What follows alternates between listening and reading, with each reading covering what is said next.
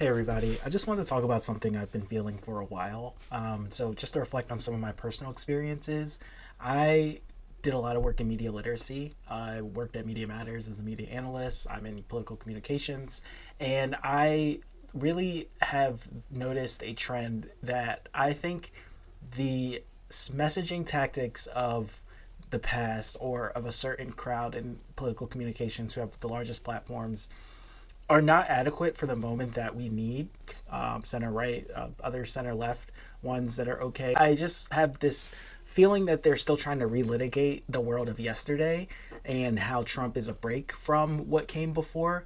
And I think Trump is just the reveal of what came before. There wasn't this veil of civility that was around what Trump does and says. It still is a product of the neoliberal, neoconservative functions and systems. And I really think this time calls for storytellers who are not tethered to trying to explain why the 80s or the 90s or 2000s or 2010s aren't as bad as people, want to think they are, or who might have a grievance towards wealth inequality, the turnback of civil rights, the turnback of so many things that define the rights revolutions of the mid 20th century. System as we know it really undermined the middle class and the sense of progress that happened in America before the quote unquote Reagan Revolution or the rise of the new right or the neoliberal consensus. I really think that it's not possible for a lot of the centrist voices who have the biggest platforms to really reckon with that. Just want to reflect on how I think that we got Trump again because the people leading the pro-democracy coalition were more involved with building this mythical suburban voter that they were trying to reach out to. This, ex-Republicans no longer supports Trump but will come over to a Democrat, and that just proved to not be the case. They actually deactivated the Democrats' most activated voters, people of color, young people, by having this very milquetoast centrist strategy that lost them the election in 2024. And instead of blaming it on woke and blaming it on young people and saying people talking about their identities, their queer identity, their woman identity, their trans identity, their black identity, their Muslim identity, instead of talking about their identity and, we should just be focusing purely on economic issues. But economic and social issues intertwine. Class in America is defined by race and identity because we fought a civil war over white male hegemony. We have founding documents that were made by people who did not include other races or genders or creeds in their idea of all men that are equal. And so when you have centuries of policy written to exclude one group and empower another group, then social issues do become economic issues because that's just the foundation of America. And if someone lacks the imagination to really see that and they're trying to run political campaigns that don't talk about those issues or, just want to see it as triage almost to just talk about very, neutral economic issues that are still have race and gender and religion and income and geography and zip code all intertwined, but we can't get that complex because we're scared of scaring away some centrist voter or some mythical suburban voter. This isn't the 1990s or 2000s anymore. That's a failed strategy. That strategy got us Trump again.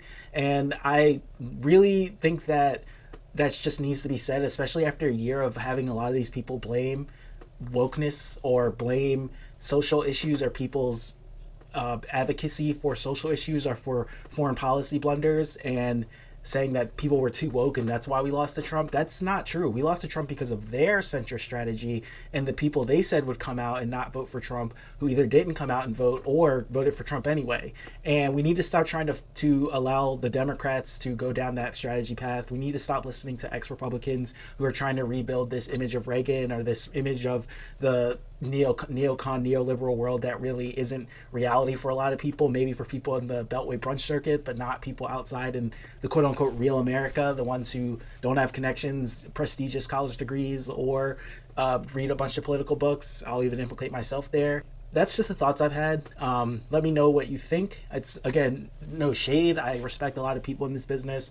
I get it. It's not easy. A lot of things are conditional. But I really think if the Democrats are serious about trying to win, or if the Republicans are serious about trying to appeal to people, if any politician is serious about trying to appeal to people, they need to really consider that the old messaging doesn't work, in that people don't want to hear the same uh, recycled 2000s 2010s political strategy. And a lot of people who are psychologically tethered to that world, understandable, we're only human, but I don't think they're going to be able to help us move forward. I think the people who existed in the wreckage of the consensus, of the deregulation, of the climate catastrophes, of the rollback of civil rights and reproductive rights, all the people who were marginalized as too progressive during the Kamala Harris run and during the Biden years for a more centrist type of messaging, they're the ones who are actually going to be able to connect with people and activate the people needed to save any semblance of democracy, if that's what we're really trying to do, or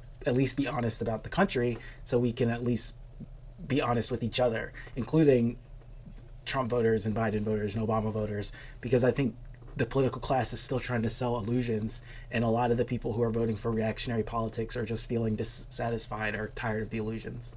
So subscribe to stewonthis.com. Follow me. You can follow me on Blue Sky. You can follow my cat Horton on Twitter. You can see me on the website. You can message me, leave a comment. Please become a paid subscriber to do such things and to join the chat and become a paid subscriber to get the full experience. I do 2 parts of the blog, one for paid subscriber, for free subscribers, and then a preview of the paid section for free subscribers. And I hope you all just come back and continue to hear my thoughts. And if you think something differently or think I'm off, I'm open to discourse. Thanks. Have a good day.